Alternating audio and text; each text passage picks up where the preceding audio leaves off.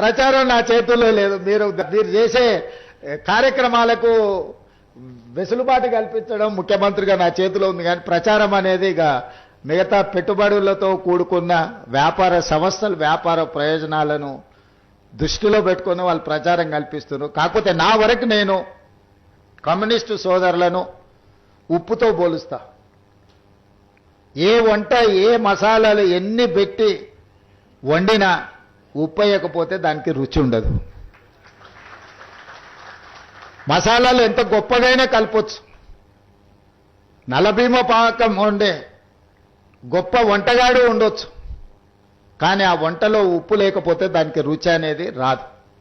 ప్రజా సమస్యల మీద కూడా ఎర్రజెండా కనిపించినప్పుడే ప్రజా సమస్యలు పరిష్కరించడానికి ప్రజలకు ఒక విశ్వాసం. అది మేము ఎన్ని చెప్పినా వీళ్ళు అధికారంలోకి రావడానికి ఆలోచన చేసి చెప్తున్నట్టు ఉన్నారని అనుకుంటారు.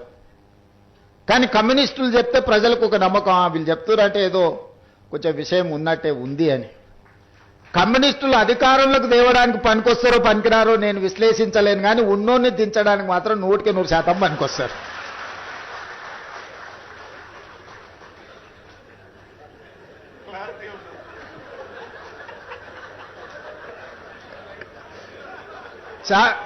వేదిక మీద ఉన్న నాయకులకు నేను చెప్పిన విశ్లేషణ నచ్చకపోవచ్చు, కానీ నా భావాన్ని కూడా ఇక్కడైనా చెప్పకపోతే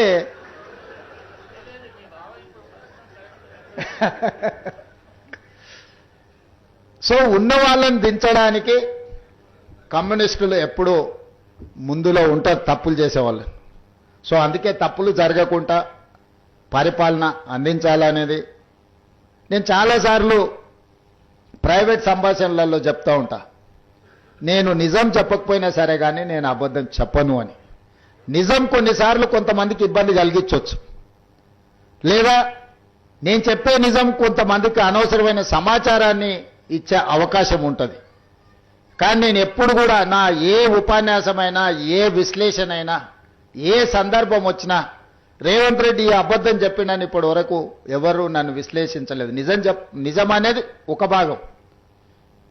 నేను రాజకీయాలకు వచ్చినప్పుడు నేను స్పష్టంగా నిర్ణయించుకున్నా, అబద్ధాల ప్రాతిపదిక మీదన అబద్ధాల పునాదుల మీద మన రాజకీయ భవిష్యత్తును నిర్మించుకుంటే అది ఏదో ఒక రోజు కూలుతుంది. అబద్ధాలు అనేటివి ఎల్లకాలం నడవవు. దిగిపోయిన నాయకుడు మాత్రం చెప్పేవన్నీ అబద్ధాలే, నిజాలుగా భ్రమలు కల్పించేంత గొప్పగా అబద్ధాలని చెప్పగలిగిన నాయకుడు.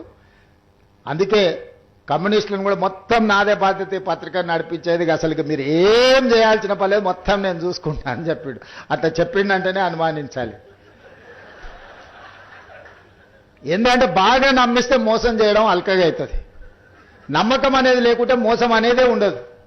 నువ్వు ఎప్పుడైతే నమ్ముతావో నమ్మకాన్ని నీడలాగానే మోసము దాని ఎంబడే ఉంటుంది. ఆ నమ్మకం కలిగించడానికి ఎక్కువ ఎవరైనా ప్రయత్నం చేస్తే 1-2 సార్లు మనము కొంచెం జాగ్రత్తగా చూడాలి. నిజాయితీగా మాట్లాడేదానికి నమ్మే బలికేటట్టు మాట్లాడేదానికి సన్నని తెర మాత్రం ఉంటుంది, థిన్ లైన్. దాన్ని కొంచెం జాగ్రత్తగా గమనిస్తే మనకు అర్థమవుద్ది. నేను పార్లమెంట్ ఆఫీస్ ఓపెన్ చేసుకున్నప్పుడు మల్లు స్వరాజ్యం గారిని తీసుకెళ్లి వారిని చీఫ్ గెస్ట్గా తీసుకెళ్లి నేను పార్లమెంట్ ఆఫీస్ మల్కాజ్గిరి ఎంపీగా గెలిచినాడు పార్లమెంట్ ఆఫీస్ ఓపెనింగ్ చేయించుకున్నాను. మా పార్టీ నాయకులు చాలా మంది పెద్దలు ఉన్నా మల్లు స్వరాజ్యం గారిని వారికి ఆరోగ్యం బాగాలేకపోయినా రాలేను అన్నంత పరిస్థితి ఉన్నా వాళ్ళ కుటుంబ సభ్యులను మాట్లాడలేదు. వాళ్ళ కమిట్మెంట్ అనేది చాలా ముఖ్యం అని నా పార్లమెంట్ ఆఫీసును మల్లు స్వరాజ్యం గారు, నేను కాంగ్రెస్ పార్టీ వర్కింగ్ ప్రెసిడెంట్ ఉండి దేశంలోనే అతిపెద్ద పార్లమెంట్ నియోజకవర్గమైన మల్కాజ్గిరికి ఎంపీగా ఉండి నా పార్లమెంట్ కార్యాలయానికి ముఖ్య అతిథిగా మల్లు స్వరాజ్యం గారిని పిలిచి వారి చేత ప్రారంభింపజేసుకున్నానంటే నా కమ్యూనిస్టుల పట్ల అపారమైన గౌరవం ఉంది. సరే రాజకీయాలలో ఒకసారి కలిసి పనిచేస్తాం, ఒకసారి విడిపోయి పనిచేస్తాం, కలుస్తుంటాం విడిపోతుంటాం, ఇవన్నీ పరిస్థితులు, పార్టీలు, వ్యవస్థ. అందుకే ఈరోజు రాగానే తప్పకుండా నేను వస్తా అని చెప్పిన, మళ్ళీ ఇన్విటేషన్ ప్రింట్ చేసినాక మా మిత్రులు ఇన్విటేషన్ ఇవ్వడానికి వస్తామంటే నేను చెప్పిన వస్తా అని వచ్చిన. ఎందుకు అని అంటే ఇలాంటి సంస్థల వేదికల మీద వచ్చినప్పుడైనా నిజాలు మాట్లాడడానికి వేదికలు పనికొస్తాయి. మా మనసులో ఉన్న భావాన్ని మీ ద్వారా ప్రజలకు చెప్పడానికి ఉపయోగపడుతుంది వేదిక అని నేను బలంగా నమ్ముతా.